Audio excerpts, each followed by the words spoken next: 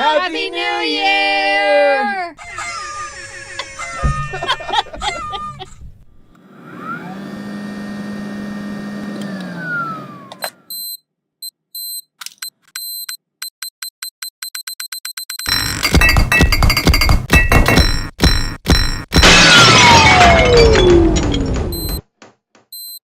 Welcome to STEMculture. Oh, I fucked up.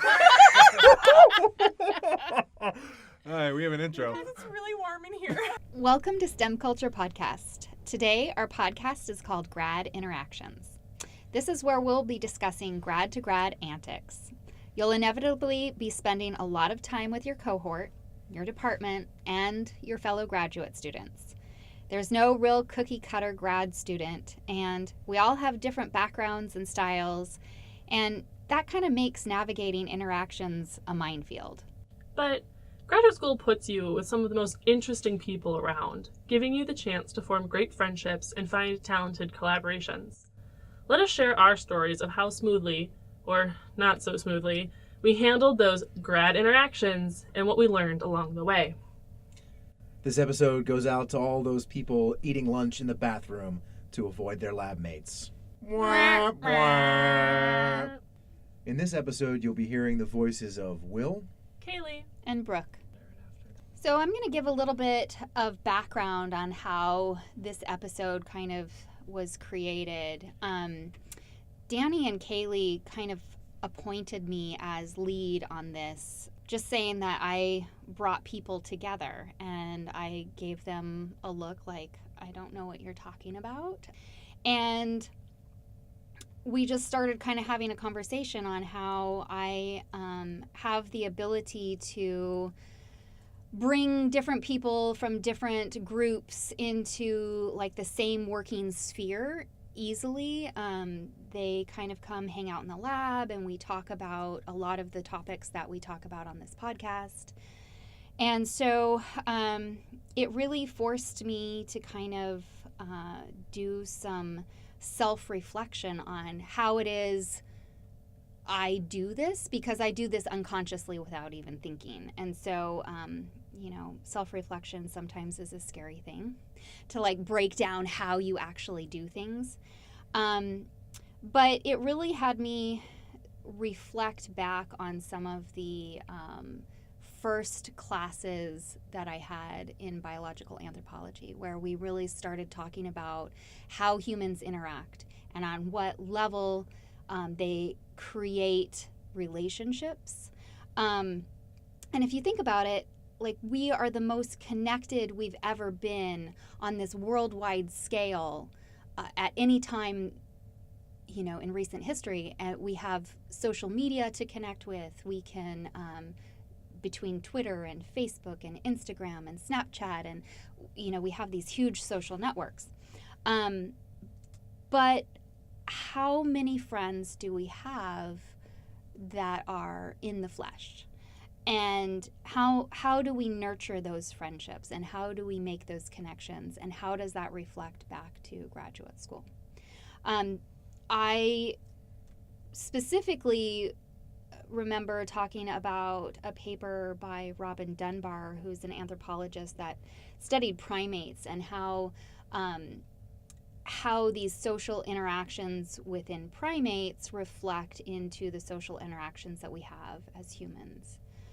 And really looking at those interactions, they say you can only really have a social network where you can really create meaningful interactions between 150 and 250 individuals.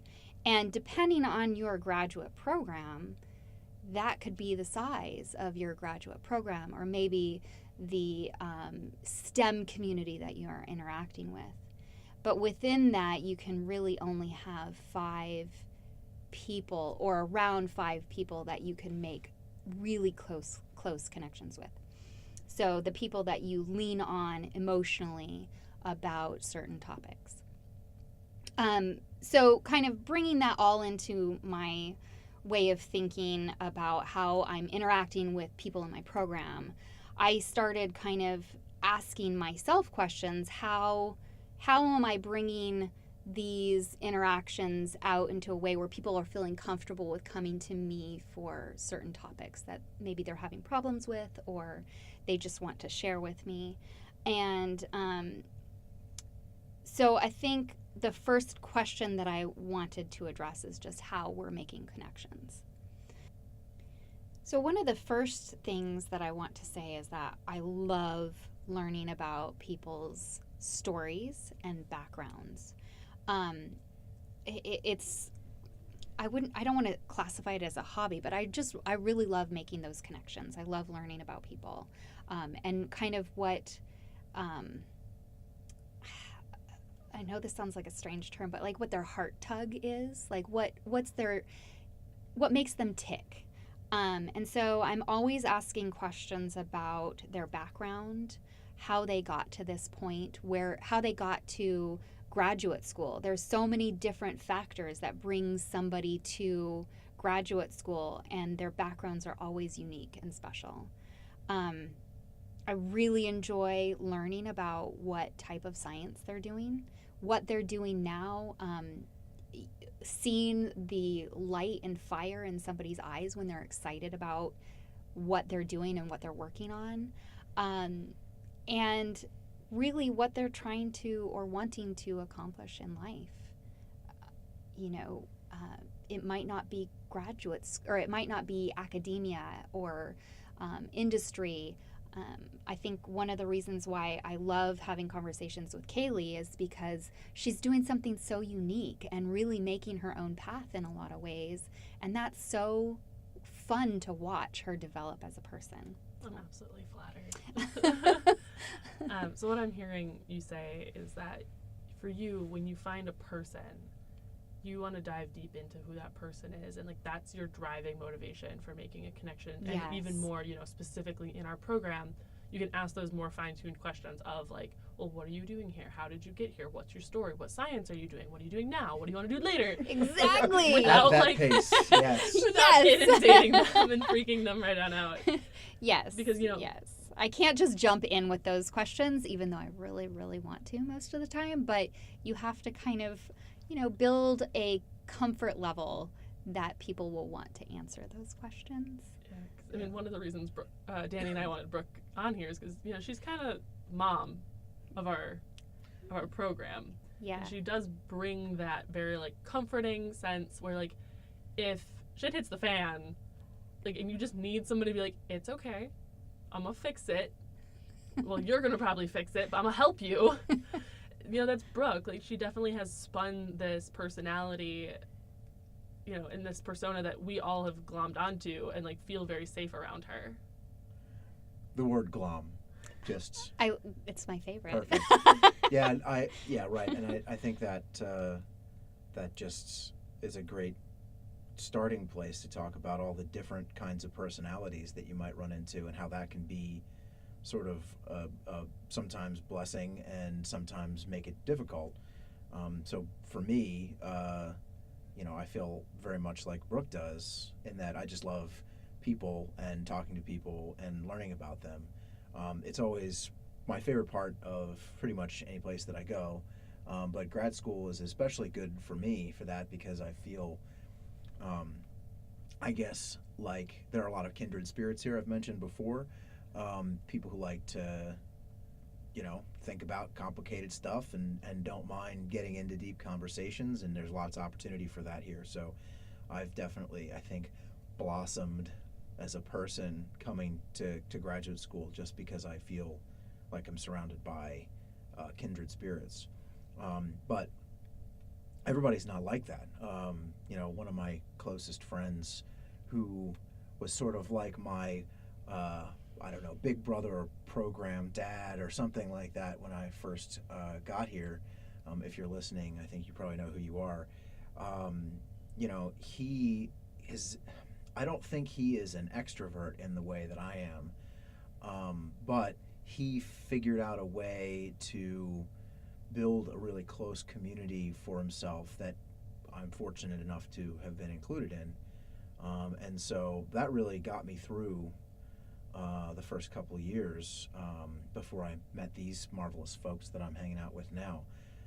But his personality is very different. I mean, I think he likes people, but it doesn't energize him in the way that it does me. And I think I'm hearing Brooke say also. I don't know. How do you feel about that sort of basic side of things, Keighley? Yeah, so I think it makes sense that the people who do a podcast obviously are energized by being around people and talking to people and having interactions with people through whatever forum they can get their hands on. And I mean, I don't think I'm any different. Obviously, I'm rather extroverted. I shove myself at people and I'm like, here I am. Let's be friends. And sometimes that works really well and sometimes that doesn't. But I found like that's kind of how I do it, is I'm like, okay, cool. Like, let's just be friends now. We'll figure out what we have in common later. But like, have something in common. Like, we're either in the same program or we're living in the same place or we know the same people. I'm like, cool. Like, obviously, this is awesome. I like people. You're a people. Let's be people together. You're a people. And I think that's kind of been, because there's no like set way I do this, it's just like plop me in your lap and figure it out. I've had a very big variety of connections. I have people who are like, yeah, you're a lot. Cool, so let's just be professional friends. I'm like, yeah, that's fine. And so then we temper that relationship and we find that that's really what's comfortable for us. I've had other people where we worked in the same she was a cohort below me, and we just like went out one night, and by the end of the night I'm like, oh my gosh, where have you been my whole life? And that was just a happenstance. Even though we were working together all the time, I didn't even really know who she was until we just happened to have that opportunity to like really be part of each other's life for like an hour or two. And there may or may not have been assisting environmental factors in that relationship building exercise. But it worked out well. It worked out so well. And so I think that's, for me, how I build my connections, is that I don't have like an end goal other than like, I'm going to show you everything that I am and then let you kind of decide what parts of that make sense for you. And that's like set myself up for some really big wins and some really big losses. But it definitely, I don't know, it fits the extrovert personality that I come in swinging. So what you're probably hearing is that we've all learned quite a bit about this in the course of graduate school.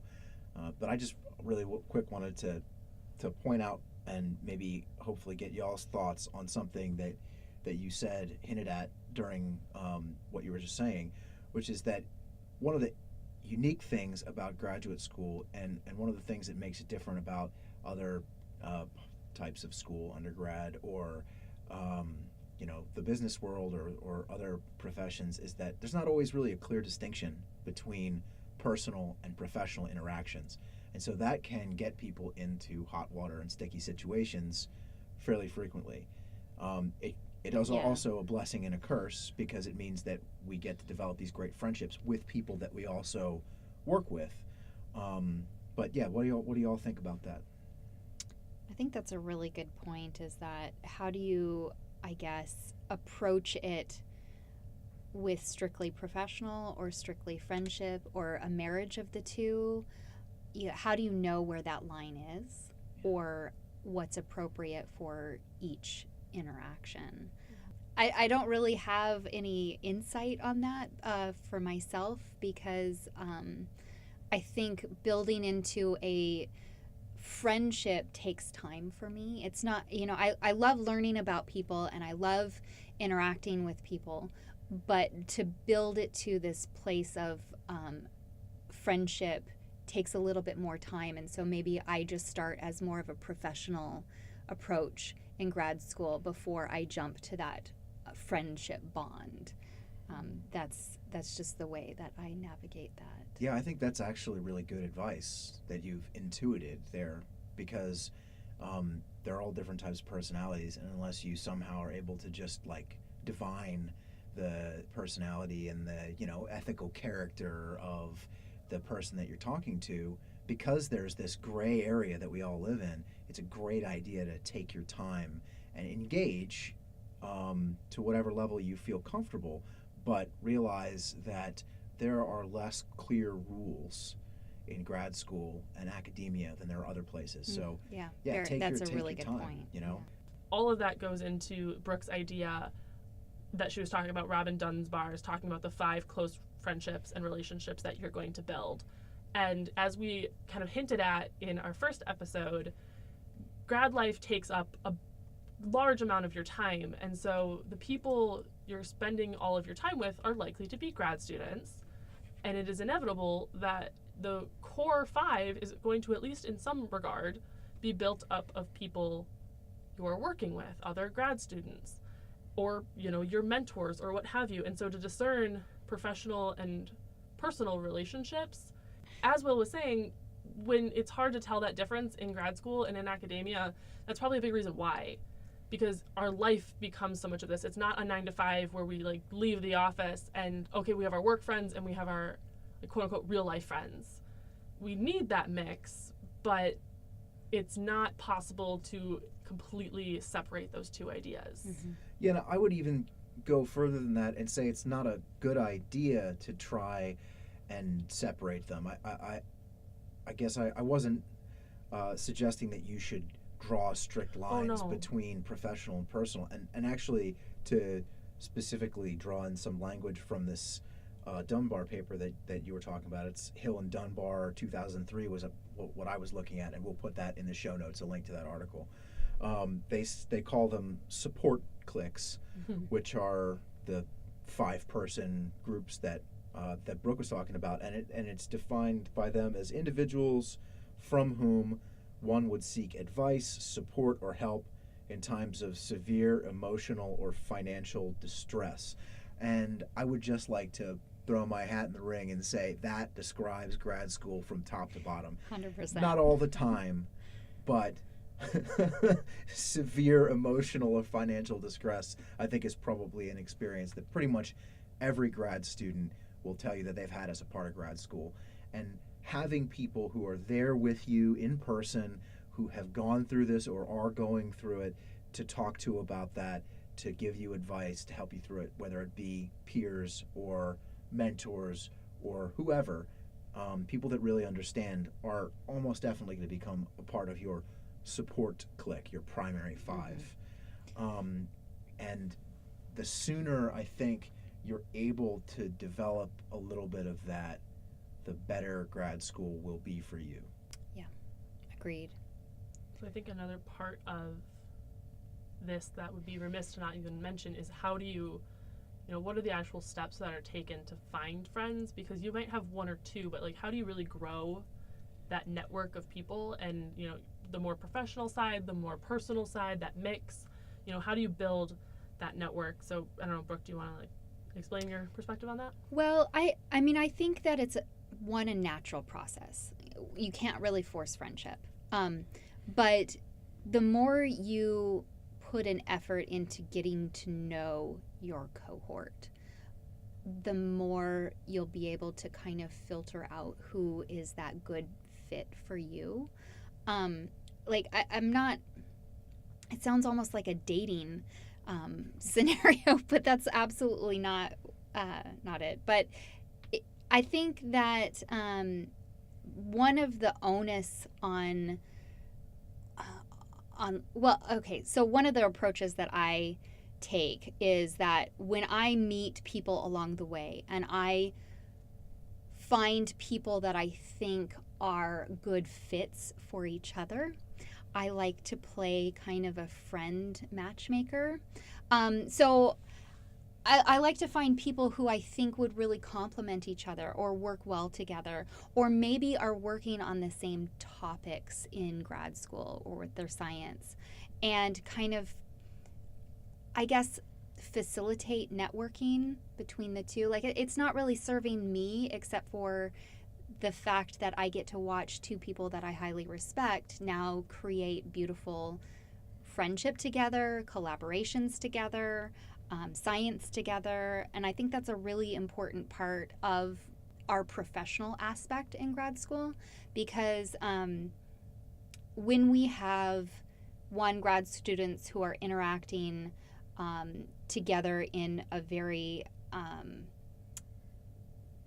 positive way, it can only mean that you're going to be creating wonderful things.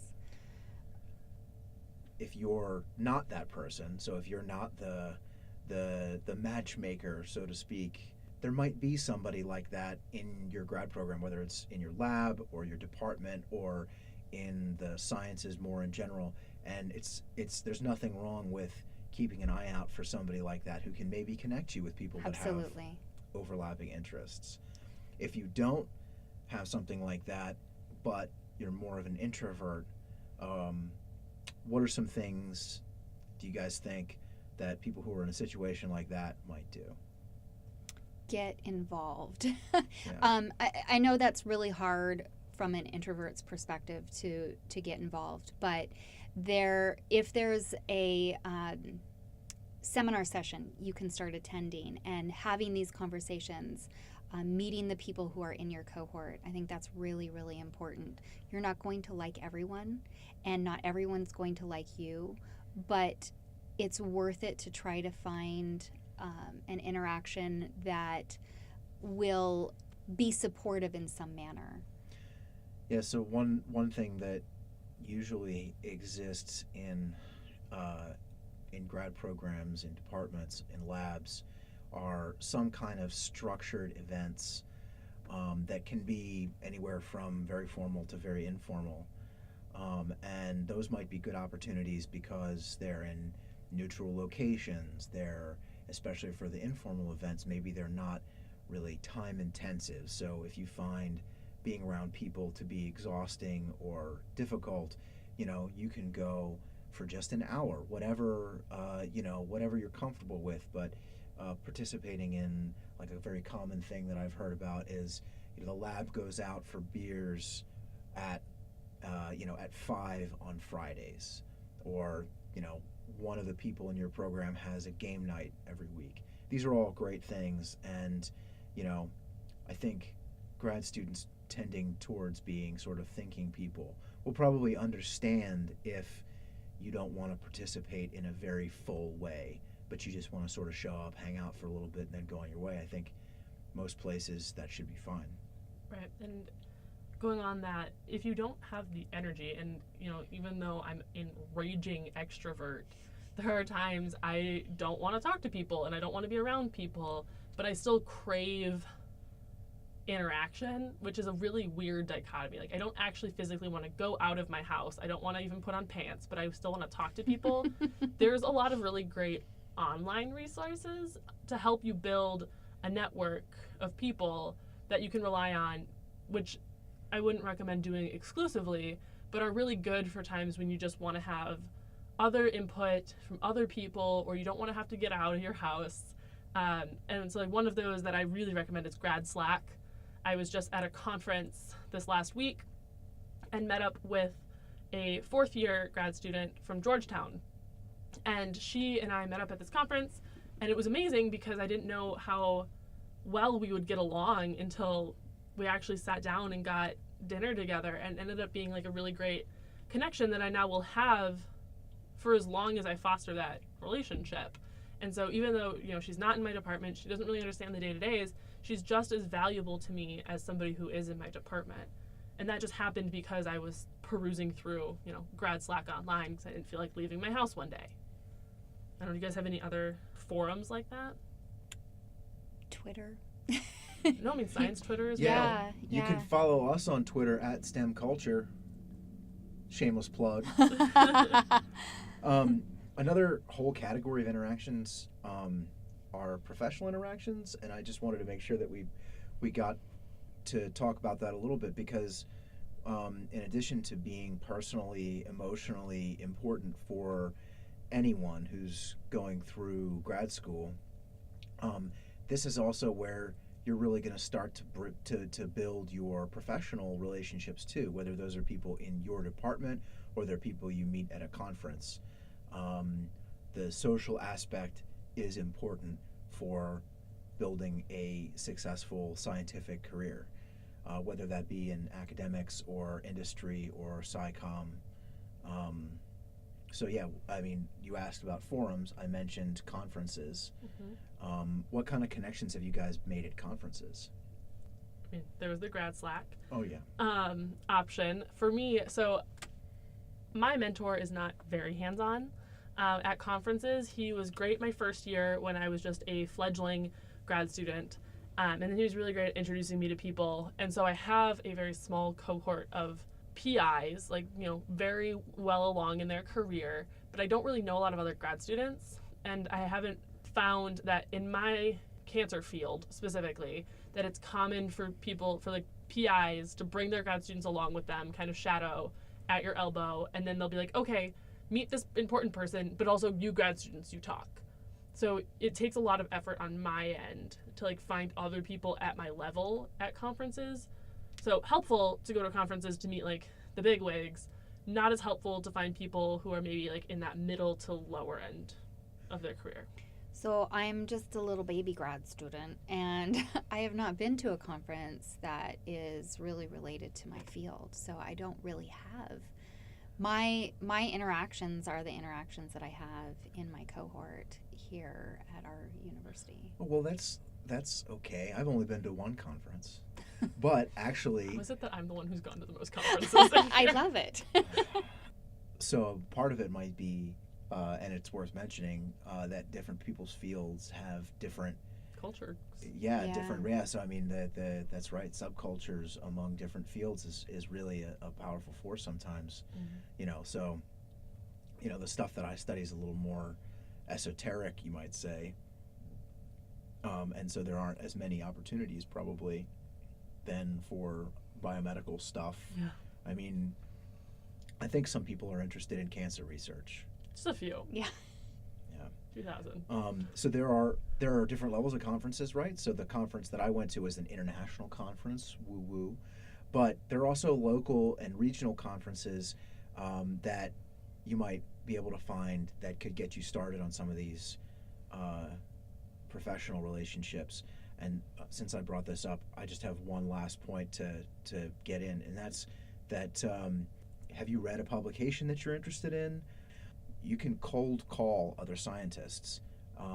Really? Yes, Ooh. right. I mean, it's not I something. have done this. Yeah, maybe not on the phone, because who uses phones? but reaching out through email, and it was, of course, a very positive experience, because when they email back and address you in a manner that's very professional and respectful of the questions that you're asking, it's empowering.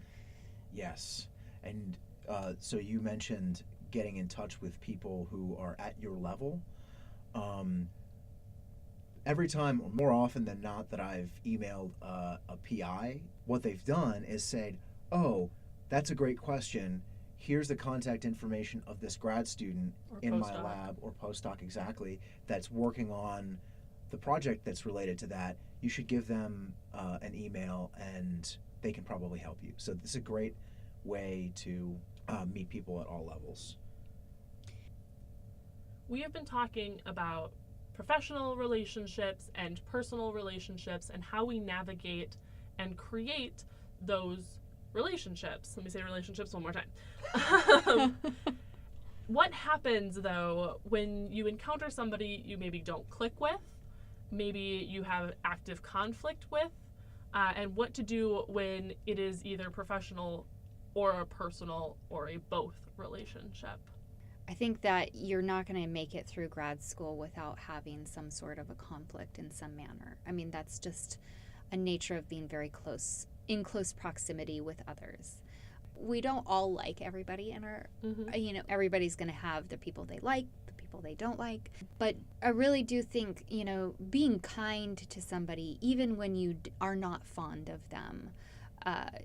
My mom always taught me, treat others as you would want yourself to be treated. Mm-hmm. I don't think that's the exact terminology of That's how to a say it. golden rule. I get you. Yeah. But I truly try to live that way. I want to treat others how I would like to be treated, even if I'm not fond of them. Science can be really cutthroat, and that is a choice that we all make day to day in the way that we interact with each other. And I think you can be kind to people and, at a minimum, civil and professional to people, but not let them hurt you. Yes. And so that baseline of civility and professionality, I think, is a good place to go back to. And drawing boundaries in relationships is just a good idea in general. But when you come to a situation like that, and you got to make it work, having things like sort of a set of rules that you establish for yourself and maybe communicate with them either implicitly or explicitly sometimes. Things like schedules. I know, Brooke, you guys have a bunch of people working in y'all's lab doing all kinds of different things, and some of it's kind of messy. So it can be, yes. I know y'all have a schedule. Yeah, so, especially, I think there's 7 of us in the lab, and so when you're working in these one tight quarters, people are all needing to use the same machinery, the same, lab space. There is definitely a, this approach didn't work, so let's try it in a different manner. I think when you approach it as, let's find something that works, it's not going to serve everyone, but try to find something that's a compromise for everyone. Sometimes it's the approach that you take. Being more abrasive and, saying something in a way that could be taken offensively is not essentially going to win for the whole lab, right? And so when you're living in that close quarters, you really want to find a solution that empowers everyone too, because you don't want to be putting somebody down because they're interfering in some way with what you're doing. You want them to be empowered as well, because the more empowered everybody is that you're working with, the better science that's going to happen. The science that's coming out of your lab is a reflection on who's in your lab as well. So those are my inner thoughts. Yeah, well, I mean, one of the important undertones of that is that you have to be proactive about it. It's not going to work itself out. Right, yeah. And being a new grad student, I didn't really have experience in really needing to draw boundaries around relationships that were not so good for me, and being really proactive about, what do I need to accomplish in interacting with this person, if you have to actually actively work with them, or how can I get what I need to do done, and still also be healthy, and because if you have to interact with someone for an hour once a week, that's one thing, but if you've got to be around them 6 hours a day, 7 days a week, you've got to come up with some kind of plan, and be proactive about that. Yeah, and it's communication, and that's nothing new, I'm sure, to people who are listening to this or anybody in this booth, is that communication is key, right? It's talking about, hey, I either think we have a misunderstanding and we need to address this right away, or I anticipate a conflict happening. Can we plan for something that I think is going to be problematic? I don't think, any civil human would respond negatively, like, no, I don't want to create a plan to make our lives easier. Like, that would just be insane. And so, I mean, there's something to be said about communicating with the people in your space and being, exactly as Will said, proactive about it. Yeah, so what happens then if Brooke's up in here taking glamour shots of us while we're trying to record a podcast? Thanks, Brooke. Sorry. I guess you are our leader for this endeavor, so... Conflict. What happens when, despite your best efforts, somebody refuses to compromise, refuses to act professionally or civilly, and your success and your emotional health are being compromised by a fellow grad student, whether it be a lab mate or a classmate or just somebody on campus with you? What can you do then? Challenge them to a duel. Pistols at midnight. Pipette wars. Oh, that's more like it. I mean, Yes. but in all honesty, that's why your mentor is there, right? They are in charge of the lab for a reason. Yeah, if it's They, lab mate, yeah. if it's somebody you work with, that's somebody you have to go to. And Yeah. if, it's cross labs, then you can either talk to your and their mentors and ask for support there, or, the program director, if you want to bring it there. Like, Zach and Danny will be talking about navigating the bureaucracy, and there's a ton of layers to this that nobody's gonna be able to fully get through in a 45-minute episode. But it's that idea of you have to find the people who will help you and push on it. Yeah, get help with the problem. If Yeah. you tried and you just can't get any traction with it, there are lots of people out there. It's not a bad idea, especially if you've got a good relationship with your advisor, with your mentor, or with other mentors that are in the department, to go and talk to people about it. Don't suffer alone, and try to. I'd like to add to that too. Somebody that I work with, they actually went to the counseling department, and we're getting just kind of some feedback on how they should navigate some things, because they were struggling with some things within our department, and that was a great resource for that person as well. So that's another avenue that you can maybe go and just talk things. Sometimes you just need to talk it through. It's not that you need somebody to give you a solution. You just need to let it out in a safe environment. Yeah, and I think most universities have some kind of counseling center. If they don't, They should be able to refer you to one. right. Yeah. There's also this thing called an ombudsman, which if you haven't You heard spell of, that? OMBUDSMAN? yes. Sorry. Dang. I just want to know, because I didn't know how it was spelled, and so when I was Googling things, I didn't know what I was looking for. Yeah, thank goodness So for the spell check. people who are listening to our podcast and don't know what an ombudsman is, can't say the word, but I can spell it. Yeah, it's okay. Just Google it, take a stab at it, and if you get it wrong, Google will give you the sassy italics. Did you mean? Which is basically what I just did to Will right now.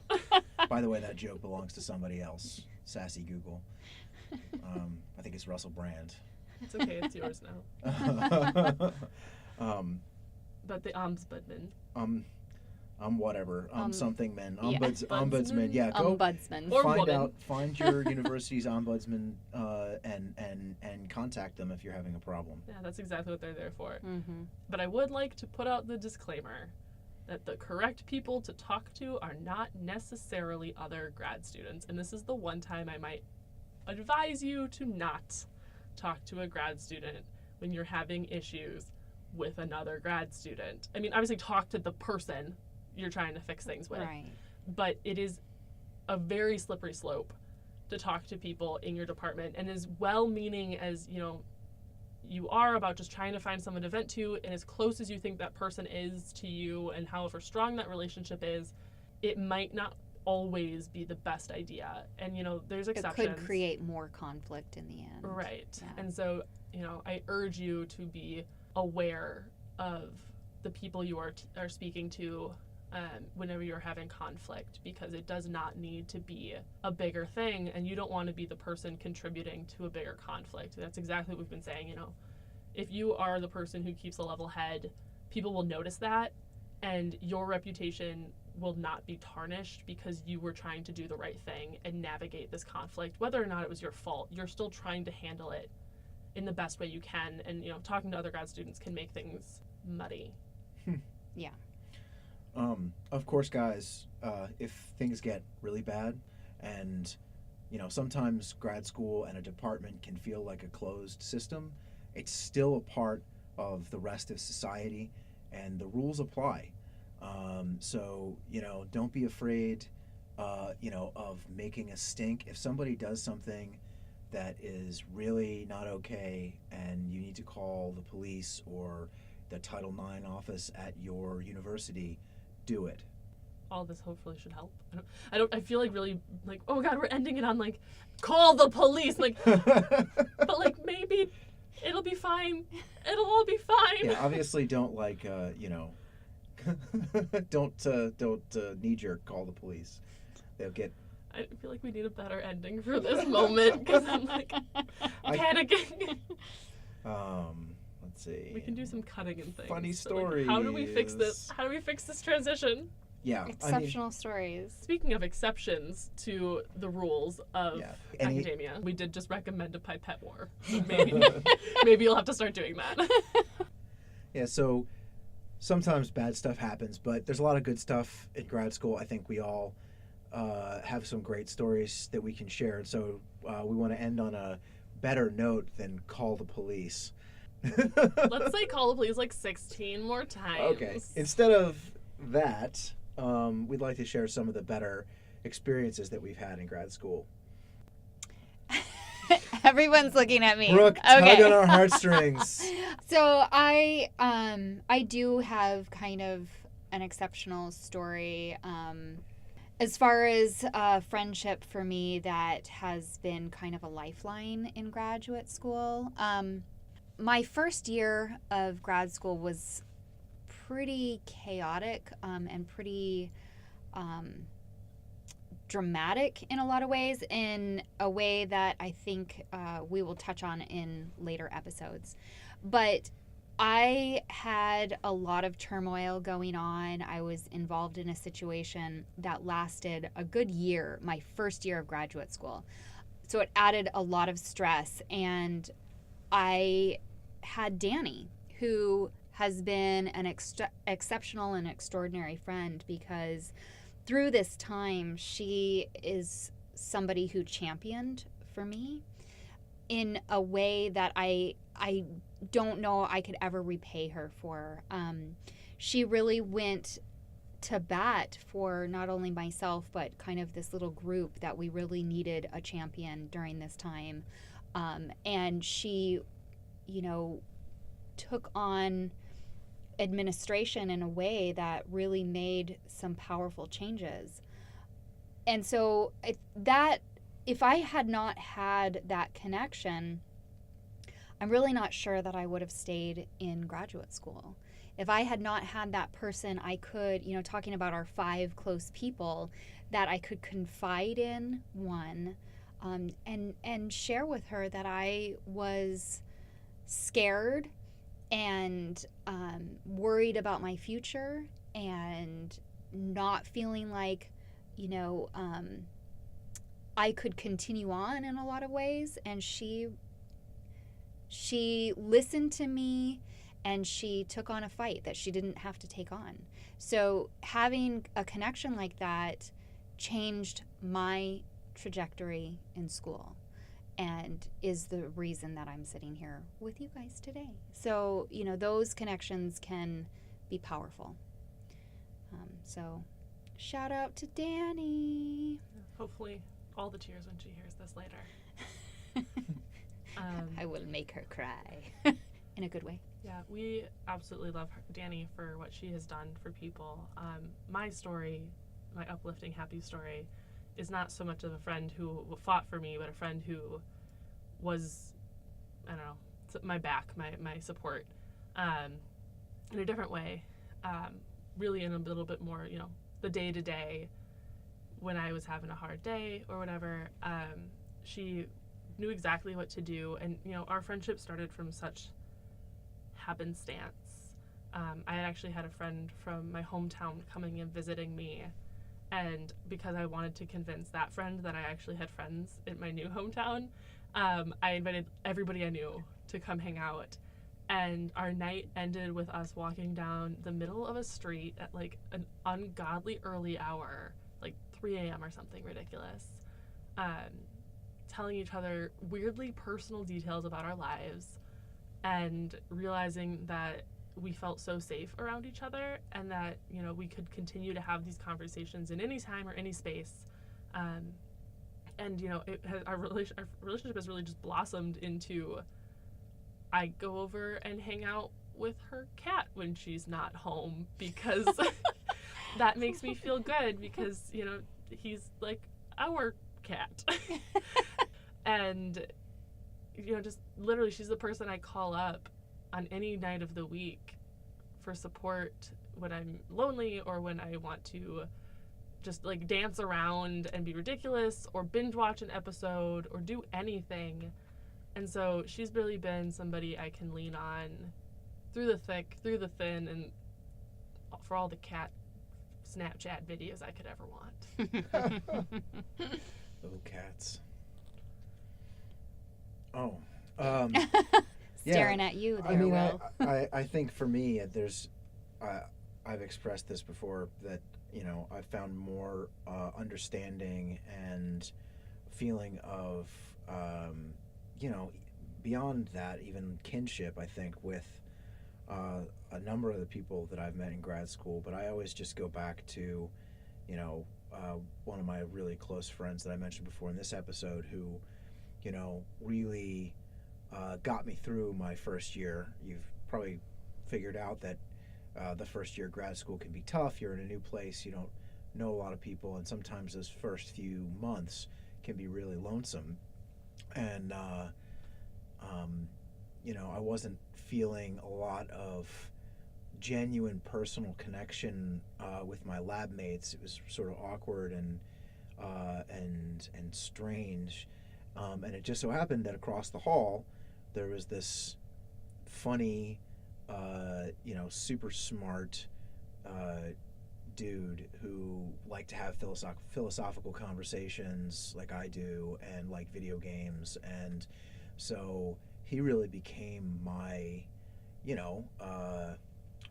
my back, Your lobster. right, yeah. I mean, the Yes. person that I could talk to when I was having a hard time day to day, who understood. They, knew the people who I was dealing with and knew what it was like to be a grad student. And, I ended up, I guess thinking of him as like a family member.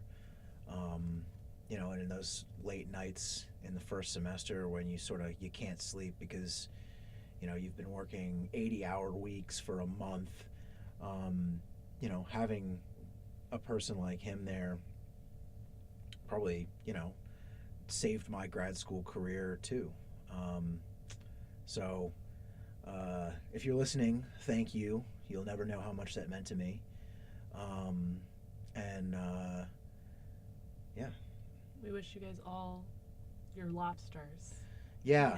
Go find your lobsters. I don't even know, what's that from? Friends. Friends? Thank you, Ross and Rachel. Go find your lobster. Go find your person.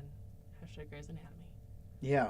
You don't have to do it alone. You are not alone. Thank you so much for listening. We hope you have amazing grad interactions. Next time, Danny and Zach will be talking about navigating the bureaucracy.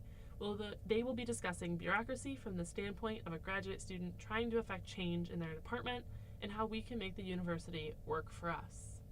We also want to wish all of our listeners a Happy New Year and kind of ask all of you, do you make New Year's resolutions? Are there other traditions that you celebrate? We'd love to know on Twitter if what your resolutions are, or if you do them. I, for one, do not make New Year's resolutions. I put so much pressure on myself for so many reasons that I've just decided that New Year's resolutions are not a good fit for me. And that's okay. Yeah, it's okay. It works. But I'm going to tell you about mine. Okay. What do you do?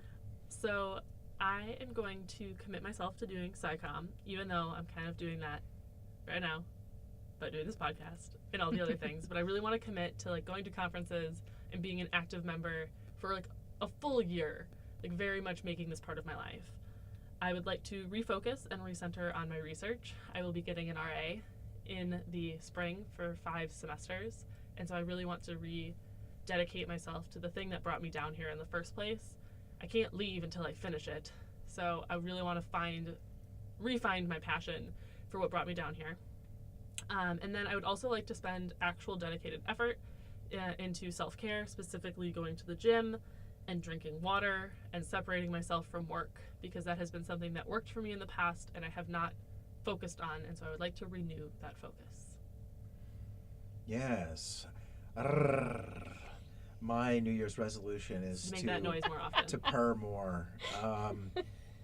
In all seriousness, though, I am resolving myself to getting my first publication out. Yay. I'm really excited about that. I think that's achievable because I finally actually have data. So that's step one, and I've even started writing. So I think that's going to happen. Awesome. And I'd also like to submit at least one major grant application. Woohoo! So I can actually be a grown-up scientist, like some of my colleagues here. And in more personal settings, I would like to, as Keighley mentioned, do a better job of self-care. So, I do pretty well with getting sleep, but I've been working with intermittent fasting, which is very fashionable right now, but it seems to work with me, so I would like to stick with that. And also just doing a better job of proactively expressing my appreciation for the important people in my life. So good. Yeah. And as Brooke mentioned earlier, we would love to hear about your New Year's resolutions. You can tweet us at STEMculture, one word, or email us at STEMculturepodcast@gmail.com. And if you like what we're doing, please rate us on iTunes to help more people who are interested in improving STEM culture find us. If you'd like to support us, you can find our Patreon on our website, which is www.stemculturepodcast.com. You'll also find show notes, stimulating reference articles, and links to our YouTube channel for transcribed shows on our website. Until next time, don't forget to consensually hug a grad student, or at least buy them a coffee. Woo! Yeah.